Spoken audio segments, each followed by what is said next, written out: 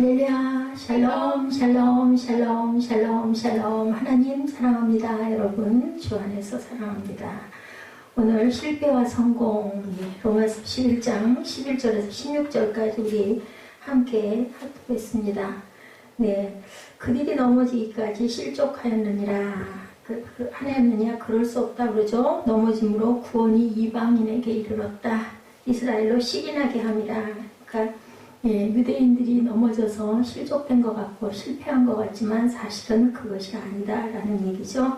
오늘 강의를 잠깐 봅니다. 12절에 이스라엘의 넘어짐과 쇠퇴함의 결과에 대해서 말씀하죠. 본문에 그들의 넘어짐이 이방인의 뭐가 되었다? 부요가 되었다라고 에베소서 1장 7절, 고린도후서 8장 9절에 증거합니다. 에베소서 1장 7절 보니 우리는 그리스도 안에서 그의 은혜의 풍성함을 따라 그의 피로 말미암아 속량 곧 죄사함을 받았느니라. 고린도후서 8장 9절에서도 말씀합니다. 우리 주 예수 그리스도의 은혜를 너희가 알거니와 부요하신 이로 너희를 위하여 가난하게 되심은 그의 가난함으로 말미암아 너희를 부요하게 하려 하심이라. 실패한 것 같지만 이것도 또한 성공하게 했다. 가난하게 되신 것이 가난으로 말미암아 오히려 부요하게 하려 하심이라고 그런 뜻을 갖고 계시다라고 말씀하시도록 그들의 쇠퇴함의 예에 대해서 사도행전 2장부터 9장까지는 100% 유대인들의 교회였던 것이 어떻게 됐어요? 거의 이방인들의 교회, 지금은 거의 이방인이 주를 이루고 있죠. 유대인들은 예수님을 하나님의 아들로 인정하지를 않고 있습니다. 아주 크리스찬들에 대한 반발감이 굉장히 크다고 그래요.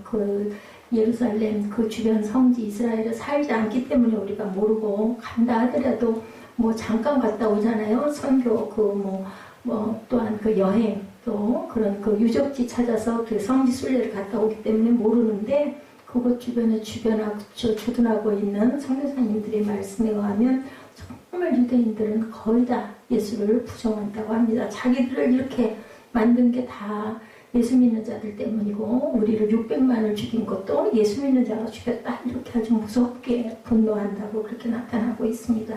본문 13, 14절에 바울은 이방인의 사도다 얘기하죠. 13절에 보니까 내가 이방인인 너에게 말하노라. 내가 이방인의 사도인 만큼 내 직분을 영광스럽게 여기노니 내 고륙을 아무쪼록 시기나게 하여서 그들 중에 얼마를 구원하려고 내 고륙들이 시기나게 되었다. 너희를 구원하려고. 사도행전 9장 15절, 갈라디아서 2장 7, 8절입니다. 사도행전 9장 15절에 주께서 이르시되 가라. 이 사람은 내 이름을 이방인과 임금들과 이스라엘 자손들에게 전하기 위하여 택한 나의 그릇이다 라고 얘기하죠. 갈라디아서 2장 7절에 도리어 그들은 내가 무할례자에게 복음 전함을 맡은 것이 베드로와 할례자에게 맡은 것과 같이 한 걸. 베드로는 유대인의 그 사도였었죠. 8절에 베드로에게 역사하사 그를 할례자의 사도로 삼으시니가 또한 내게 역사하사 누구 바울에게 나를 이방인의 사도로 삼으셨느니라 이렇게 증거합니다. 바울은 이방인들의 사역자이지만 유대인들을 절대로 결코 잊을 수가 없죠. 본인도 유대인이니까 자극해서 구원하시려고 했다. 로마서 9장 3절에 10장 1절에 나의 형제 곧 고륙의 친척을 위하여 내 자신이 저주를 받아 그리스도에게서 끊어질지라도 원하는 바로라. 우리 전에 9장 때 이거 같이 함께 나눴었죠. 10장 1절에도 형제들아 내 마음에 원하는 바와 하나님께 구하는 바는 이스라엘을 위함이니 곧 그들로 구원을 받게 하려 함이라. 내가 죽더라도 내 민족이 내 가족이 구원받았으면 좋겠다. 오죽하면 바울이 이렇게 절실하게 내가 저주를 받아도 그리스도에게서 끊어질지라도 내 고륙과 친척들은 정말 좀 구원을 받았으면 좋겠다. 로마서 오늘 11장 15절에도 말씀합니다. 그들을 버리는 것이 세상의 화목이 되거든 받아들이는 것이 죽은 자 가운데 살아나는 것이 아니면 무엇이냐라고 이렇게 오늘 본문 15절에도 말씀하죠. 여기에 버리는 것은 잠정적인 것, 1절에 버리는 것, 영광 것과는 다른 의미를 갖고 있다. 1절에 그러죠. 그러므로 내가 말하노니 하나님이 자기 백성을 버리셨느냐? 그럴 수 없느니라. 이 표현이 여기에서 얘기하는 버리는 것과는 다르다 라는 말씀을 합니다. 나도 이스라엘이뇨 아브라함의 씨에서 나온 자여 베냐민 지파라. 지금 하나님의 호의를 받지 못하는 것을 버리는 것으로 표현했다라는 거죠. 오늘 본문에서 버리는 것은 1절에서 버리는 것과 다르다. 12절과 평행구정이 있습니다. 오늘 본문 12절 그들의 넘어짐이 세상에 풍성함이 되며 그들의 실패가 이방인의 풍성함이 되거든 하물며 그들의 충만함이요 그들의 충만함이 말할 것도 없지 않으면 그렇게 될 것이다 라는 거죠. 스가랴 12장 9절에 증거합니다. 예루살렘을 치러오는 이방 나라들을 그날에 내가 멸하기를 힘쓰리라. 내가 다윗의 집과 예루살렘 주민에게 은총과 광고하는 신령을 부어주리니 그들이 그 찌른 바 그를 바라보고 그를 위하여 애통하기를 독자를 위하여 애통하듯 하며 그를 위하여 통곡하기를 장자를 위하여 통곡하듯 내가 그렇게 하리라. 11절에도 그날에 예루살렘 큰 애통이 있으리니 무기또 골짜기 하다드림몬에 있는 애통과 같으리라고 스가랴에서 이렇게 증거하고 있습니다. 마태복음 23장 37절에도 증거합니다. 예루살렘아 예루살렘아 선지자들을 죽이고 내게 파송된 자들을 돌로 치는 자여 암탉이 그 새끼를 날개에 모음같이 내가 네 자녀를 모으려 한 일이 몇 번이더냐. 그러나 너희가 원하지 않으니 내가 너희를 품어안고 내가 온전하게 너희를 구원하려고 하지만 너희가 원하지 않는다. 23장 38절입니다. 마태복음이죠. 보라 너희 집이 황폐하여 버려진 바 되리라. 39절에 내가 너에게 이르노니 이제부터 너희는 찬송하리로다. 주의 이름으로 오시는 이여 할 때까지 나를 보지 못하리라 하시니라. 증거합니다. 죽은 자들로부터 살아나는 것에 대한 새로운 시대 다시 나게 하시는 때다. 사도행전 3장 19절에 그러므로 너희가 회개하고 돌이켜 너희 죄업 시험을 받으라. 이같이 하면 새롭게 되는 날이 주 앞으로부터 이룰 것이요. 어떻게 해야? 회개하고 돌이키고 죄 없으니까 죄를 회개하라는 거죠. 천년왕국이 이른다. 계시록 20장 1절에서 6절에 기록되어 있죠. 땅에서 1000년 동안 지속되는 그리스도의 왕국이 일어난다. 구약의 대언자들은 줄기차게 이 기간이 온 우주가 의로 치리를 받으며 온 땅이 복을 받을 때라고 천년왕국 시대를 얘기하고 있어요. 계시록 20장 1절부터 우리 함께 봅니다. 또 내가 보매 천사가 무저갱의 열쇠에 큰 쇠사슬을 그의 손에 가지고 하늘로부터 내려와 용을 잡으니 곧 옛 뱀이요 마귀요 사탄이라. 잡아서 1000년 동안 결박하여 무저갱에 던져 넣어 잠그고 그 위에 임봉하여 1000년이 차도록 다시는 만국을 미혹하지 못하게 하였는데 그 후에 반드시 잠깐 놓이리라.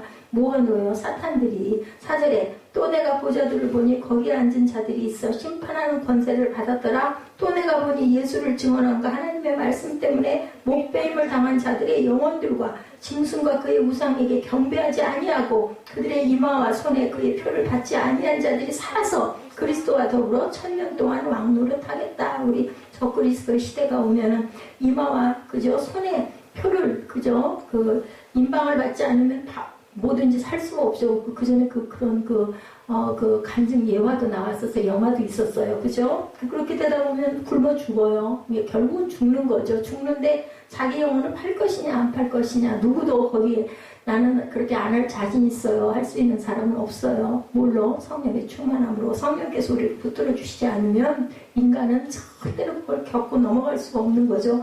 그러기 전에 우리는 부활한 영혼들이 돼야 되겠죠. 5절에 그 나머지 죽은 자들은 그 1000년 차기까지 찾지 못하더라. 이는 첫째 부활이라. 이 첫째 부활에 참여하는 자들은 복이 있고 거룩하다. 둘째 사망이 그들을 다스리는 권세가 없고 도리어 그들이 하나님과 그리스도의 제사장이 되어 1000년 동안 그리스도와 더불어 왕노릇하리라. 듣기만 해도 신나지 않아요?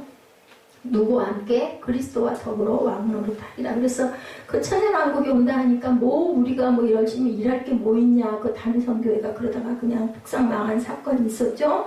하나님께서는 절대로 우리가 놀고 먹기를 원하지 않으시는 주님이시다. 천년왕국을 믿지 않는 자들에 대해서도 증거합니다. 시편 2편 8절에 내게 구하라. 내가 이방나라를 내 유업으로 주리니 내 소유가 땅끝까지 이르리로다. 그리고 9절에 내가 철장으로 그들을 깨뜨리며 질그릇같이 부수리라 하시도다. 이사야 11장 9절 10절에도 내 거룩한 산 모든 곳에서 해됨도 없고 상황도 없을 것이니 이는 물이 바다를 덮음같이 야훼를 아는 지식이 세상에 충만할 것이니라. 그날에 이새의 뿌리에서 한 싹이 나서 만민의 기치로 설 것이요 열방이 그에게로 돌아오리니 그가 고한 것이 영화로우리라. 이런 구절의 왕국은 결코 땅에서 이루어지지 않았으며 앞으로 주님의 재림 이후에 1000년 동안 문자 그대로 땅에서 이루어질 것이다. 아직까지는 없지만 그때가 언젠지는 모르지만 천년왕국은 분명히 왜냐하면 주님이 가시면서 내가 간 모습 그대로 오리라고 그랬거든요. 언제? 땅 끝까지 내 복음이 다 증거되고 나면 내가 반드시 오리라고. 우리는 성경을 믿기 때문에 이것을 믿어야 된다. 언제일지 그 시와 때는 하나님의 주권에 있다는 거죠. 첫 아담은 죄를 지어서 땅에 의의 왕국을 세우려는 하나님의 뜻을 실현하지 못하였으나 둘째 아담 예수님은 죄를 없애고 의와 평강의 왕으로 예루살렘의 왕자를 전체 온 땅을 통치해서 하나님의 온전하신 뜻을 분명히 이루실 것이다. 이루고 계시죠? 지금 이미 십자가에 못 박히고 돌아가신 우리의 죄를 다 사하여 주셨으니까. 그래서 에레미야 30장 3절에도 야훼의 말씀이라 보라 내가 내 백성 이스라엘과 유다의 포로를 돌아가게 할 날이 오리니 내가 그들을 그 조상들에게 준 땅으로 돌아오게 할 것이니 그들이 그 땅을 차지하리라. 여호와의 말씀이니라. 그래서 돌아갔잖아요. 그죠? 포로의 시대에서 돌아갔습니다. 새로 부활된 다윗의 왕국의 백성이 될 것이다. 특별한 복을 받은 민족들 중에 으뜸이 될 것이다. 이사야 14장 1절 2절에 증거합니다. 여호와께서 야곱을 긍휼히 여기시며 이스라엘을 다시 택하여 그들의 땅에 두시리니 나그네된 자가 야곱 족속과 연합하여 그들에게 예속될 것이며 민족들이 그들을 데리고 그들의 본토에 돌아오리니 이스라엘 족속이 야훼의 땅에서 그들을 얻어 노비로 삼겠고 전에 자기를 사로잡은 자들을 사로잡고 자기를 압제하던 자들을 주관하리라. 스가랴 13장 9절에는 내가 그 3분의 1을 불 가운데 던져 은같이 단련하며 금같이 시험할 것이라. 그들이 내 이름을 부르리니 내가 들을 것이며 나는 말하기를 이는 내 백성이라 할 것이요 그들은 말하기를 야훼는 내 하나님이시라 이렇게 하리라.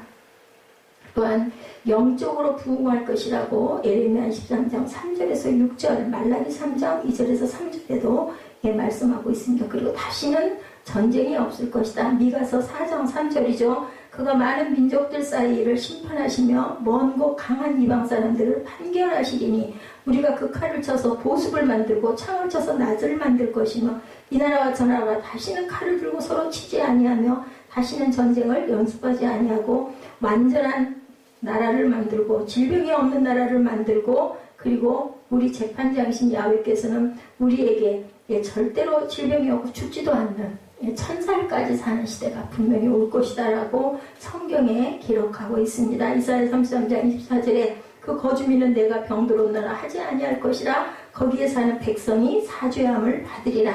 35장 1절에도 광야와 매물한 땅이 기뻐하며 사막이 백합화같이 피어 즐거워하며 무성하게 피어 기쁜 노래로 즐거워하며 레바논의 영광과 갈멜과 샤론의 아름다움을 얻을 것이라. 그것들이 야훼의 영광 곧 우리 하나님의 아름다움을 보리라.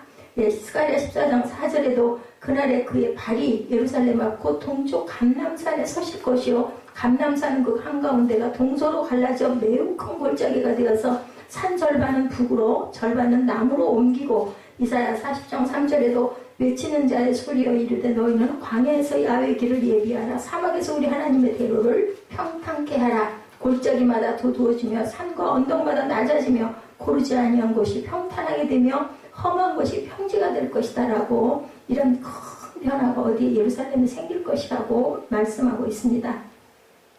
그렇기 때문에 왕의 왕자를 둔 곳으로 모든 것보다 높은 위치를 차지하게 하겠다. 그래서 스가랴 14장 10절에는 온 땅이 아라바 같이 되며 게바에서 예루살렘 남쪽 림몬까지 이를 것이며 예루살렘이 높이 들려 그 본초에 있으니 베냐민 문에서부터 천문짜리와 성모퉁이 문까지 하나넬 망대에서부터 왕의 포도주 짜는 곳까지 또 이방인들은 반드시 예루살렘에 와서 왕에게 경배하고 장막절을 지켜야 한다라고 스가랴 14장 16절에서 21절까지 이렇게 증거를 하고 있습니다.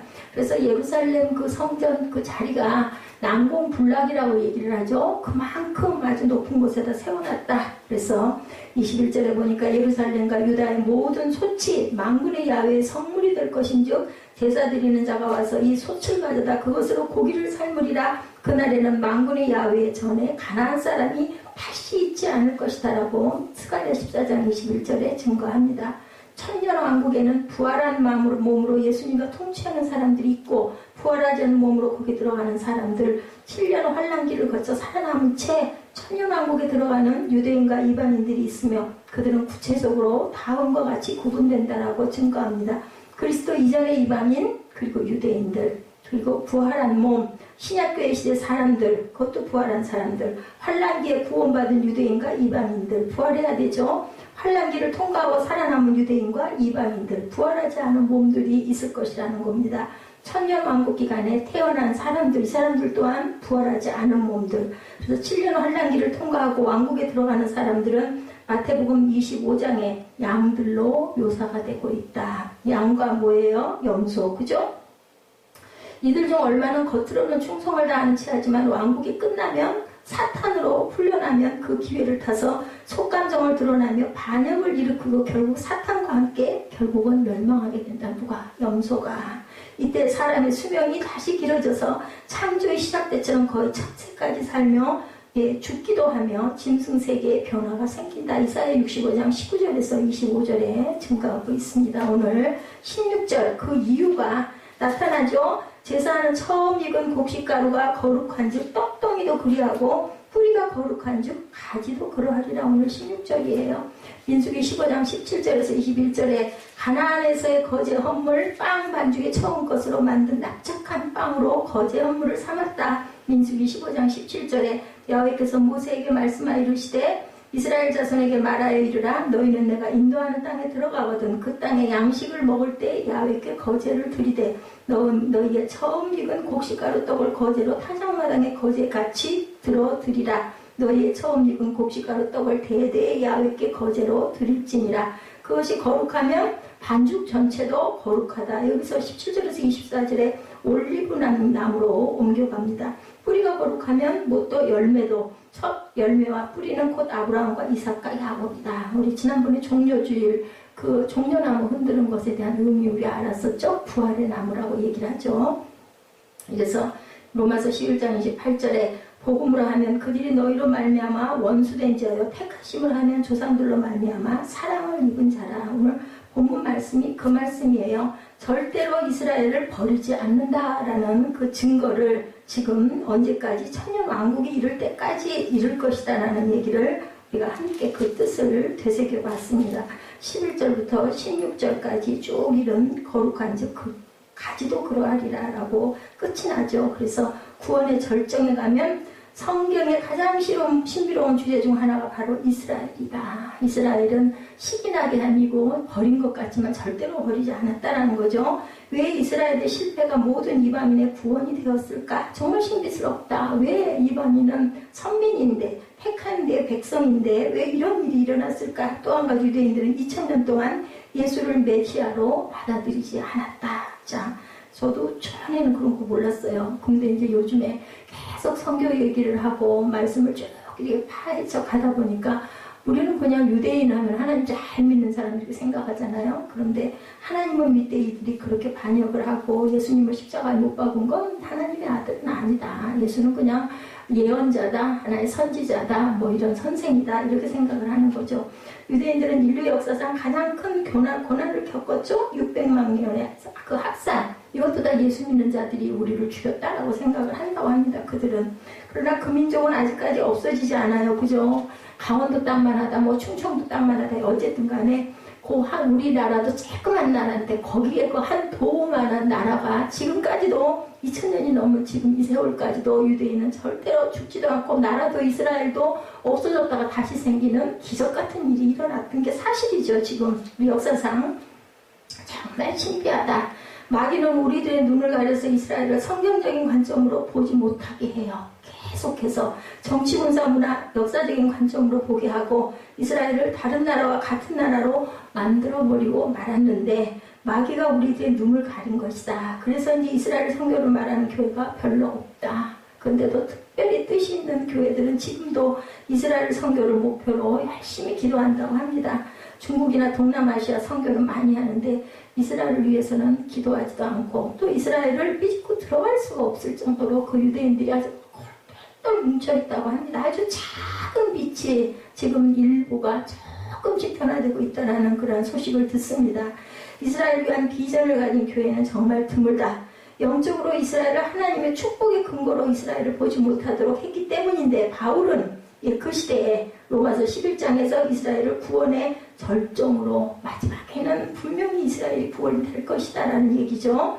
로마서는 구원에 관한 책이고 1장에서 8장까지는 우리가 무척 좋아하는 주제, 왜 이방인들의 구원에 대한 얘기를 하고 있기 때문에. 근데 9장부터 11장은 로마서 중에서 가장 배척을 받는 장입니다. 왜냐하면 이스라엘의 구원은 나하고 상관없는 것 같이 느껴진다라는 거죠. 그죠? 이스라엘은. 그러나 구원의 절정이 여기 있다는 걸 우리가 꼭 알아야 된다.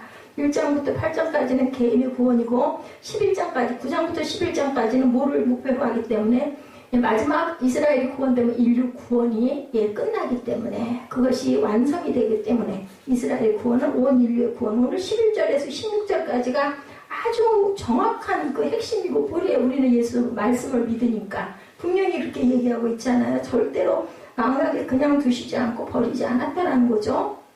이방인의 구원에 대해서 내가 이방인인 너에게 말한다. 내가 이방인은 사도인 만큼 내 직분을 영광스럽게 여기노니. 14절에 이는 혹 내 고륙을 아무쪼록 식인하게 하여 그들 중에서 얼마를 구원하려 하려고 하나님의 뜻이다 한 거죠. 그들을 버리는 것이 세상에 화목이 되거든 그 받아들이는 것이 죽은 자 가운데 살아난 것이 아니면 무엇이겠느냐. 제사는 처음 익은 곡식가루도 거룩한 즉 떡덩이도 그러하고 뿌리도 거룩한 즉 가지도 그러하리라. 결국은 이방인들을 돌이켜놓고 다시 구원이 하나님께서 택한 민족인 유대인에게로 돌아가고, 그때가 되면 온 세상이 하나가 되도록 하나님께서는 분명히 그렇게 하겠다고 약속을 하셨기 때문에 분명히 우리는 하나다라는 얘기를 여기서 이 말씀에서 하고 있는 거예요. 그래서 지금 천년왕국까지 그 계시록이 굉장히 어떻게 보면 좀 두렵고 무서운데, 그것도 우리 믿는 자들에게, 온전하게 믿는 자들에게 정말로 축복이다라는 얘기를 많이 하죠. 뭐라 그래야 아까 예수님과 예수 그리스도께 왕노릇한다고 그러죠. 구원받은 자들은. 구원을 못 받으면 땅에 있는 그 인간, 구원받지 못한 백성들은 모두 다 짐승의 그 표를 이마에다 붙이지 않으면 살아남을 수가 없어요. 그러니까 결국은 뭐냐면 순교해야 하나님의 나라의 그 꽁무니의 그 고생, 그 고난을 다 겪고 세상에서 무서운 그 세상 속에서 다시 구원받으려면 결국은 죽는 것밖에 방법이 없다. 그렇기 때문에 우리는 열심히 그죠? 예수를 믿고 말씀을 알고 그리고 그 말씀을 믿고 나가야 된다는 게 오늘 본문의 아주 깊은 주제입니다.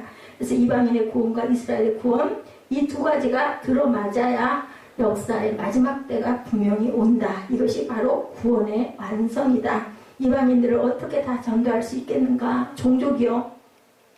기억을 꼭 하세요. 12,000 종족, 22억 인구가 아직 복음을 듣지 못하고 있고, 중국만 해도 굉장히 많수가 돼요. 10억입니다. 중국은. 22억의 인구가 복음을 못 듣고 있는데 중국이 12억이라고 합니다. 중국의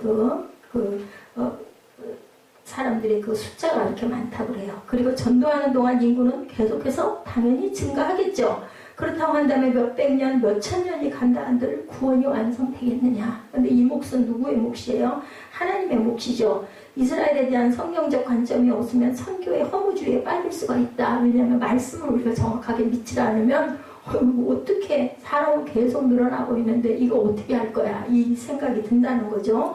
이스라엘 선교가 끝이다. 끝을 나타놓으면 과정이 단축된다는 거죠. 그렇기 때문에 뜻이 있는 교회 목사님들은 선교를 하되 어디로? 이스라엘로 이제는 선교하러 가야 된다. 근데 거기를 여행하러 가는 거, 성지순례하러 가는 과정이 아니고 그들을 구원하러 우리가 들어가야 된다. 그래서 그런 생각들을 많이 한다고 합니다. 이것이 이스라엘에 대한 하나님의 계획이다. 이스라엘은 우리와 민족적으로, 문화적으로, 역사적으로, 지리적으로 많이 닮아 있어요. 그죠? 강원도 땅덩어리만 하는 것이기 때문에 중요하지 않다고 생각하지만 영적으로 보면 이스라엘이 근원이죠. 전 인류 모든 이방인과 같은 가치를 가지고 있다. 자, 이스라엘의 회복과 이스라엘의 구원을 위해서 남은 자로 일하는 자는 복을 받을 것이라는 걸 우리가 분명히 알고 기도해야 돼요. 그래서 이것은 뭐냐? 하나님의 약속이다. 우리 생각이 아니고 뜻이 있는 어떤 목사님들의, 저희가 이 말씀을 증거하고 전할 때 많은 교회 목사님들 아니면 신학자들의 견해를 보고 그것을 발췌를 합니다. 이렇게 다 공부할 수가 없기 때문에. 그래서 전하는 자들이 굉장히 중요한 거, 그 말씀에 다 비슷비슷한 것 같은데 깊이 듣다가 깊이 묵상하다가 보면은 너무너무 다른 뜻을 가지고 있는 비슷한 것 같은 말씀이 너무 많아요. 그래서 이것을 온전하게 전하려면 정말 정신을 바짝 차려야 된다. 이단은 어때요? 다 똑같아 보여요. 근데 뭐만 달라요? 끝이 다르잖아요. 그렇기 때문에 한참 빠져들어가서 그대로 이 말씀을 따라가다 보면 좀 뭔가 이상한 게 살짝 비치면 이거는 이단이에요. 그래서 우리가 정말 잘 듣고 잘 우리가 소화를 시켜야 된다. 자, 그런 민족과 교회와 개인은 하나님께서 주시는 복을 받을 것인데 자물쇠와 열쇠는 분명히 있다는 거예요. 로마서 11장에 구원의 절정 대단원이 기록되어 있는 아주 중요한 장이다. 11장은 첫머리에서 뭐라고 그랬어요? 이스라엘의 실패로 말미암아 하나님은 자기 백성을 버리셨느냐? 우리 지난주 첫 번째 그 말씀이죠. 예, 그 질문에 사도 바울이 결코 그렇지 않다라고 증거합니다. 이스라엘의 실패는 영원한 실패가 아니다. 여기서 끝나는 것이 아니다라고 이렇게 증거를 하죠. 우리 11장 1절이죠. 그러므로 내가 말하노니 하나님의 자신의 백성을 버리셨느냐? 그럴 수 없느니라. 나도 이스라엘이고 아브라함의 씨에서 난 자요 베냐민 지파라. 그죠? 하나님이 그 미리 아신 자기 백성을 버리지 아니하셨느니 너희가 성경이 엘리야를 가르쳐 말한 것을 알지 못하느냐. 그가 이스라엘을 하나님께 고발하되 주여 그들이 주의 선지자들을 죽였으며 주의 제단들을 헐어버렸고 나만 남아는 내 목숨을 산다이다 할 때 뭐라고 그러셨어요? 하나님이 절대로 내가 너를 위해서 바울에게 무릎을 꿇지 않는 사람 7,000명을 남겨놓을 거니까 너는 걱정하지 말라. 내가 너를 지킬 것이다 라고 말씀하죠.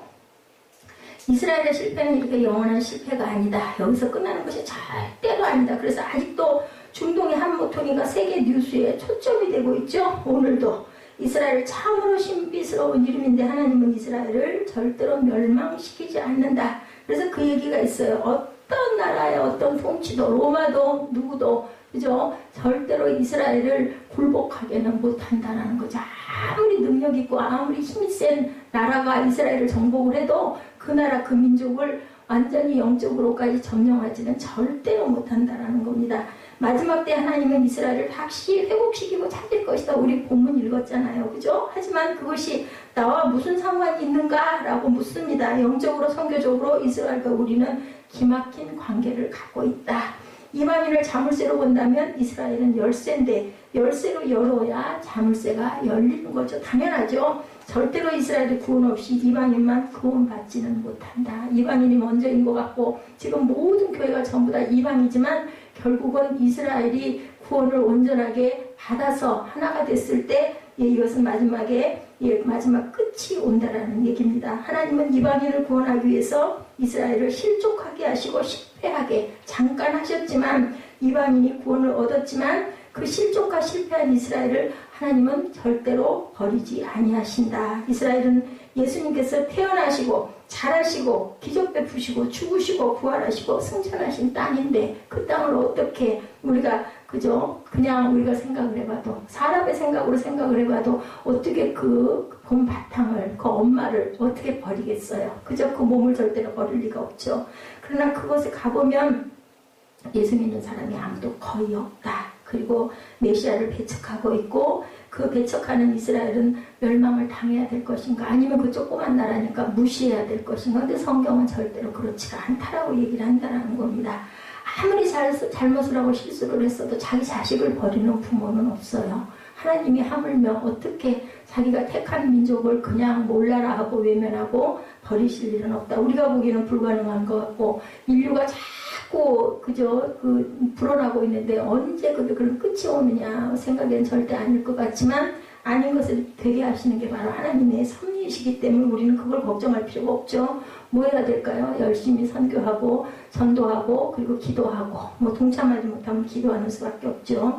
그래서 무릎 꿇지 않은 자 7,000명을 남겨놓으시겠다. 누구에게? 나중에 마지막 때도 짐승에게 무릎 꿇지 않는 자는 분명히 있다는 거예요. 그래서 구원을 받을 수가 있다.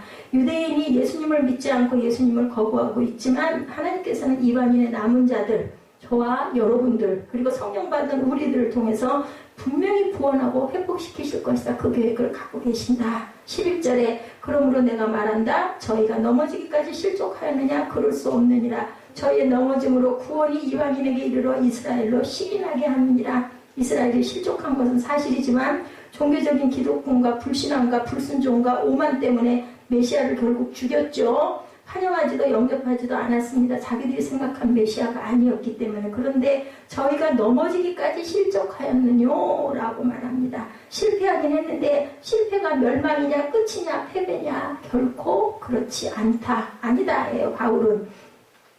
저는 저와 여러분의 실패는 하나님을 떠나고 구원을 믿어버리는 실패가 아니다라고 생각을 해야 된다. 예수를 믿다 보면 실패하고 실족할 때가 많이 있어요. 마음으로 죄 지을 때도 많죠. 내가 꼭 이걸 해야 돼? 이런 마음이 들 때도 많습니다. 그러나 그것 때문에 우리는 절대로 엎어지거나 멸망하거나 망하지는 않는다. 죄가 하나님의 사랑보다 절대로 크지 않죠. 하나님이 그 죄를 덮으시니까. 예, 아무리 진홍 같은 죄를 지었다 할지라도 그 죄가 하나님의 사랑을 능가할 수는 없습니다. 그래서 덮어주셨잖아요. 피로. 그리고 우리가 수시로 잘못하는 것도 하나님께 기도할 때 그러게요. 요즘에 통성 기도할 때 왜 눈물이 많이 나는지 저는 모르겠어요. 그건 제가 우는 게 아니거든요. 아마 너무 기도를 안 해서 그런 게 아닌가. 하나님이 불쌍히 여기시는 게 아닌가. 그게 한두 번이 아니다 보니까 여지껏 목회를 오래 하지도 않았지만 하는 동안에 제가 통성기도 하면서 강대상에서 운 일은 별로 없었는데 요즘에는 여기서 눈물이 나요. 통성기도 할 때 하나님이 큰 영적으로 애통해 하시는 것 같습니다. 아시겠죠? 예, 우리 앞날에 대해서 하나님은 아실 거예요. 하나님의 사랑은 저와 여러분을 분명히 구원하실 것이라는 것을 믿으시기 바랍니다. 이스라엘이 발을 잘못 디뎠고 넘어졌어요. 근데 넘어지는 것이 결과가 망하지는 않는다라는 거죠. 여러분들 도미노 현상 혹시 아세요? 텔레비전 광고에서 본 적이 있는데 하나가 넘어지면 줄줄이 다 무너지죠. 그런 것을 도미노 현상이라고 합니다. 그런데 이스라엘이 실족해서 넘어지면 이방인이라는 도미노를 친다는 거예요. 결론은 망하는 쪽으로 넘어진 것이 아니라 이방인 쪽으로 넘어진다. 이방인은 일어나잖아요. 이방인은 구원받았잖아요. 그러면 이스라엘 그 구원받은 이방인 쪽으로 넘어지면 그들도 일었을 것이다라는 거죠. 그것을 같이 마지막 절에 우리 16절에 뭐라고 말씀하셨어요? 익은 곡식가루가 거룩한즉 떡덩이도 뿌리가 거룩한즉 가지도 그러하리라. 이렇게 분명한 건 구원을 받아 일어날 것이다. 바울이 1차, 2차, 3차 전도 여행을 통해서 복음은 중앙아시아뿐만 아니라 터키를 지나 지중해를 건너 빌립보로 가죠. 우리가 지도를 좀 잘 알아야 되는데 지도를 좀 열어놓고 함께 봐야 되는데 그걸 못하는 게 참 마음이 안타까워요. 그리고 다시 복음은 학문과 철학의 도시 어디로? 아테네죠. 상업의 중심인 고린도로 이제 순서예요. 그리고 종교와 예술의 도시인 예배소로, 그리고 다시 세계의 중심이었던 어디까지? 로마까지 침투해 가죠. 그래서 바울이 마지막 간 목적지가 어디예요? 로마였었죠. 로마가 기독교를 국교로 선포하자 온 유럽이 복음화되는 현상이 일어납니다.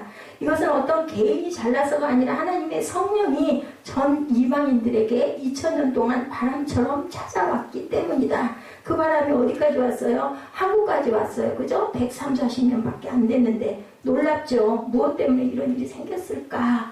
이스라엘이 실패 때문인 건데 이것이 참 신비스럽다. 이스라엘이 실패하지 않았으면 우리나라에까지 복음이 들어오지를 않았을 거라는 거죠. 유대인에게서 어디로? 이방인에게로. 한국에 복음을 전해준 사람은 미국인이었지만 사실은 유대인이 복음을 전한 것이다. 이방인에게 최초로 복음을 전해준 사람은 유대인이었어요. 그죠? 바울이 유대인이죠? 베드로가 유대인입니다. 스데반이 빌립이 유대인이었어요. 12제자들이 전부 다 유대인이었습니다. 그들이 창에 찔리고 높은 성전 꼭대기에서 밀어뜨림을 당하고 거꾸로 십자가에 못 박히고 돌에 맞아 죽어가며 우리에게 복음을 전해요. 근데 그 유대인들은 지금도 예수를 믿지 않아요. 그 유대인들이 12제자가 됐고 그리고 우리에게 복음이 증거가 됐는데 이것이 바로 이스라엘이고 유대인이라는 것을 우리가 다시 한번 깨달아야 되겠다. 사도행전을 보면 이것이 잘 설명되어 있죠. 그래서 절대로 로마서를 볼 때도 갈라디아서를 볼 때도 사도행전을 무시하고 갈 수가 없어요. 어떤 성경을 봐도 꼭 나중에는 사도행전을 가서 들여다보게 돼요. 왜냐하면 성령의 행전이잖아요. 그렇게 함으로 교회들이 섰잖아요. 바울을 중심으로 해서. 그죠? 그래서 사도행전 13장부터 28장까지 보면 바울은 유대인이었으며 예수 믿는 사람을 잡아다 옥에 가두는 종교적 열심 있는 사람이었던 거 우리가 너무나 잘 압니다. 그는 숨어있던 사람까지 잡아 끌어냈던 사람이죠. 이렇게 예수 믿는 사람을 핍박하던 사도 바울은 다메섹 도상에서 예수님의 아주 결심을 하신 것 같아요. 그래서 예수를 만나는 순간 그분이 메시라는 것을 깨달아 알죠. 자기들이 십자가에 못 박은 그 사람이 바로 이 메시아라는 사실을 알게 되죠. 바울의 충격은 어땠을까? 그 사람이 무식한 사람이 아니잖아요. 무대뽀적인 사람도 아니잖아요. 굉장히 지적인 사람이었죠. 요즘의 지성과 학문에 비교할 수 없는 실력을 갖춘 사람이다. 이런 사람이 자기 직업 학문을 다 포기하죠. 자기 가진 것이 다 배설물과 같다고 여깁니다. 그는 고독하고 외로운 뭐가 됐어요? 전도자가 되죠. 그리고 1차, 2차, 3차 전도 여행을 통해서 예수가 메시아라는 사실을 전하기 시작하고 지금의 이런 교회, 그 20억 인구가 되는 교회가 지금 서 있는 이 마지막이 바로 바울의 근거로 인함이라는 것을 우리가 알아야 된다. 정말 사도 바울이 처음부터 이방인의 전도를 한 것이 아니라는 것, 우리 그 성경을 통해서 알죠. 가는 곳마다 어디 찾아갔어요? 가는 지역마다 유대인 회당을 가장 먼저 찾아갔어요. 유대인들을 모아놓고 예수가 메시아라는 사람을 말하는데 유대인들은 다 돌아가고 안 남고 누구만 이방인들만 와서 모이는 거예요. 그러다 보니까 이방인들이 교회를 세우기 시작을 했다는 거죠.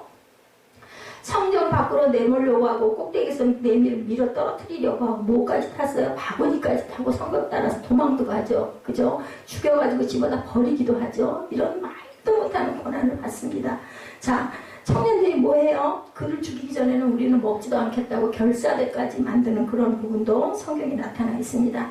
유대인 회장에서 유대인들에게 복음을 전하는데 유대인들은 귀를 막고 눈을 막고 믿지 않고 복음이 할 수 없이 옆에서 구경하고 있던 이방인들에게 증거가 된다. 그런데 복음이 이방인에게 가니까 스펀지가 물을 빨아들이듯 그들은 막 정신없이 복음을 받아들이는 거예요. 바울과 바나바가 뭐해요? 담대히 말하죠. 사도행전 13장 46절에서 사도 바울은 이렇게 표현합니다. 하나님의 말씀을 마땅히 먼저 너희에게 전한 것이거든 너희가 버리고 영생 얻음에 합당치 않은 자로 자처하기로 우리가 이방인에게 향했다. 사도행전 13장 46절에 증거하고 있습니다. 이스라엘의 실패는 이방인에게 복음을 전하는 계기가 됐다라는 거. 이렇게 48절에 보니까 이방인들이 듣고 기뻐하여 하나님의 말씀을 찬송하며 영생을 주시기로 작정된 자는 다 믿더라.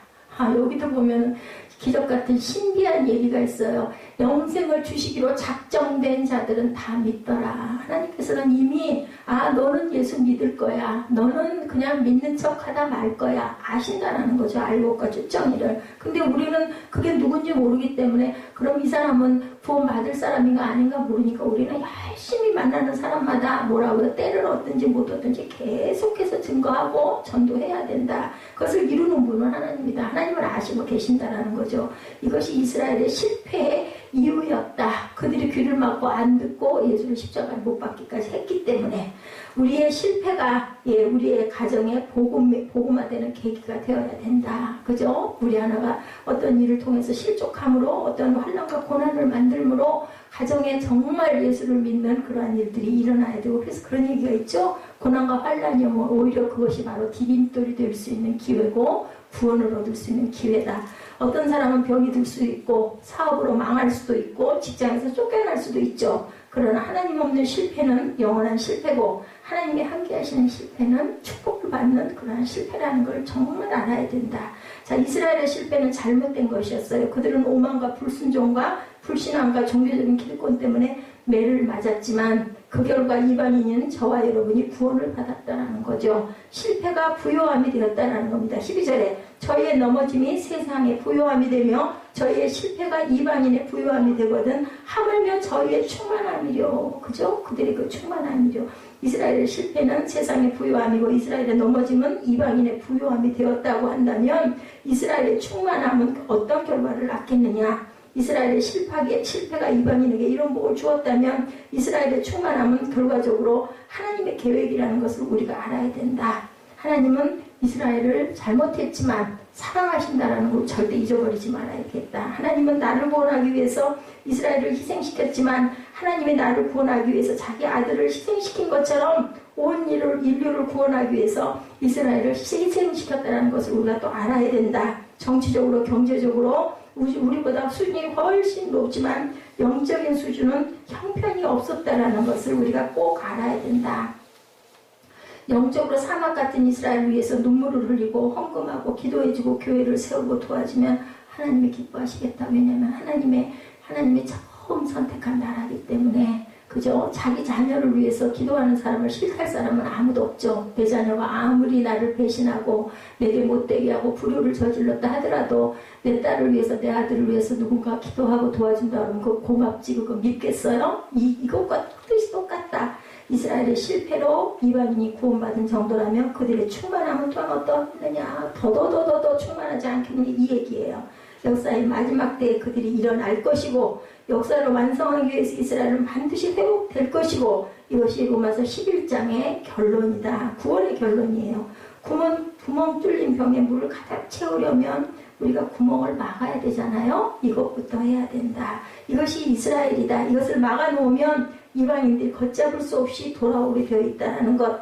지금 하고 있는 전도 방법으로 10년, 20년 해야 겨우 몇 명 전도할까 말까 아예 포기하는 사람들도 있죠. 예, 하다 보니. 근데 이것이 하나님의 바람이 불지 않으면 우리는 결코 할 수 없다는 거예요. 성령의 바람이 불어와야 된다는. 그러니까 그렇게 찬양을 성령의 바람 불어와 하고 얘기하죠. 그죠? 그래서 주님 오실 때가 가까워지면 모든 구원받는 이방인의 충만한 숫자가 다 돌아오게 되어 있고 이것이 오늘 우리에게 전해주시는 하나님의 메시지다. 그래서 시기나게 하는 이스라엘의 13, 4절이죠. 내가 이방인인 너에게 말하노라. 내가 이방인인 사도인 만큼 내 직분을 영광스럽게 여기노니 이는 곧 내 고륙을 아무쪼록 시기나게 시기케 하여 저희 중에서 얼마를 구원하려 함이라.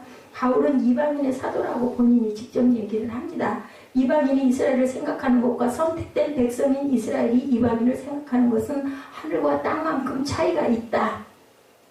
우리들은 이스라엘을 생각할 때 큰 갈등이 없어요. 근데 선택받은 사람이 개나 돼지 같은 이방인을 위해서 자기를 희생하고 죽는다는 것은 생각해보면 말도 안 되는 소리 같지 않습니까? 우리의 감정과 비교도 안 되죠. 그럼에도 불구하고 바울은 내가 이방인들을 위해 사도가 되었고 그것을 수치가 아닌 영광으로 생각한다. 왜? 하나님의 뜻을 알았기 때문입니다. 그러면서 바울은 내가 예수 믿고 구원받은 너희 모든 이방인들과 교회에 부탁하고 싶은 것이 있다. 하나님의 계획 때문에 희생당하고 실패한 이스라엘은 한 사람도 복음을 믿지 않는다. 나는 내 민족 내 고륙 때문에 이렇게 마음이 아프다. 아까 우리 고백했었죠. 이방인들을 내가 섬기지만 이스라엘을 위해서 기도해달라는 거예요. 망한 내 민족, 복음을 받아들이지 않은 강팍한 내 민족을 위해서 기도하고 헌금하고 도와달라고. 내가 실족하고 그리스도에게 끊어져 나가도 내 인척을 위해서 그저 내 고륙을 위해서 나는 그들이 구원받기를 내가 원한다라고 말씀하죠. 이스라엘이 시기나게 해달라는 거죠. 그래서 그들 중 몇 사람이라도 구원받게 해달라. 이방인들은 이렇게 많이 예수를 믿지 않느냐, 이렇게 많은 교회가 있지 않느냐, 너희들 내 민족을 구원해달라라고 오늘도 하늘에서 우리를 위해서 우리에게 기도하게 해달라고 이렇게 소리치고 있다. 그러나 예루살렘에 가보면 정말 아무것도 없다. 예수 믿는 사람도 없고 교회도 없고 하나님의, 이것이 바로 하나님의 마음이고 바울의 마음이다. 이 황폐하고 이 정말 절대 절명에 완전히 무너진 것 같은 그러한 그 멸망을 정말 다시 일어날 것 같지 않은 그러한 실패를 위해서 저와 여러분들이 항상 기도해야 되고 그 나라를 이스라엘을 이제는 정말 복음화해야 될 때가 정말 가까웠다. 로마서 1장부터 지금까지 공부하면서 결론입니다. 금년부터 브리아트족, 베다족, 이반족, 투르크족, 아제르족, 하이족, 위그르족을 위해 기도해서 북한을 위해서도 우리가 기도하지만 이스라엘을 위해서도 계속해서 우리가 기도해야 되겠다. 우리가 어떻게 하면 이스라엘을 도울 수 있을까? 가는 사람들에게 좋은 옷 입고 가서 다 벗어놓고 오라고 했다고 합니다. 선교하는 그런 큰 교회에서는 이스라엘 가서 그들에게 막 다 퍼주고 다 발라벗고 오더라도 다 주고 오라고. 주는 데는 장사가 없어요. 받는 데는. 그죠? 받다 보면 고마워하니까. 자, 그곳에는 구소련에서 온 가난한 유대인들이 너무너무 많다라는 거죠. 그래서 우리가 도와줘야 된다. 물질을 하나님께서 우리에게 물붓듯이 부어주시는 것은 잘 먹고 잘 살고 내다 버리려는 게 아니라 그들을 위해서 우리가 헌신하고 나눠줄 줄 알아야 된다는 거죠. 예수 믿는 사람들은 핍박받고 힘들게 살죠. 생명의 유혹도 받습니다. 누가 그래서 바울이 그랬죠. 우리가 그곳에 국제적인 교회를 세우려고 하는 것도 그런 이유다라고 많은 교회 목사님들이 얘기합니다. 예, 돈이 많아서 하는 것이 아니고 교인들이 많이 오기 때문도 아니고 꼭 해야 되기 때문이다. 왜? 성경에 증거하고 있으니까. 그 충만한 숫자가 이방인에게 다 들어오고 나서는 나중에는 그 나라가 유대인들이 완전히 이스라엘이 구원돼야 마지막 선교 열쇠에 열쇠가 푸는 그러한 고리가 되기 때문이라는 거죠. 15절에 저희를 버리는 것이 세상의 화목이 되거든 그 받아들이는 것이 죽은 자 가운데서 사는 것이 아니면 무엇겠느냐. 버리는 것이 세상의 화목이 되었다면 그들을 받아들이는 것이 부활이 아니냐, 부활의 축복이 아니냐라고 이렇게 얘기합니다. 개인적인 실패가 하나님께서 주시는 복의 통로가 되기를 하나님께서는 우리에게 축복하고 계십니다. 개인적인 실수와 실패 때문에 절대로 좌절할 필요가 없고, 이스라엘의 실패가 이방인에게 구원이 되었다면 저와 여러분의 실패와 좌절도 하나님에게는 복을 주시는 기회가 된다는 것을 절대로 잊지 말고, 어려운 일을 당할 때, 환난을 당할 때, 병중에 우리가 고난을 당할 때도 하나님께서는 우리를 무엇으로 건져주시든지 분명히 우리가 생각하는 바람하고는 조금 다르다 할지라도 복을 주시는 결과가 온다라는 걸 믿고 순종하고 따르고, 나보다 더 아픈 자들, 나보다 더 없고 굶주리는 자들을 위해서 항상 기도해야 되는데, 오늘 본문에서는 이스라엘의 구원이 우리 전 세계의 구원이 된다는 것을 우리가 꼭 알고, 마지막 열쇠의 고리는 바로 이스라엘이라는 거 오늘 본문입니다. 절대로 잊지 않는 저와 여러분 되시기를 주님의 이름으로 축복합니다. 우리 기도하겠습니다.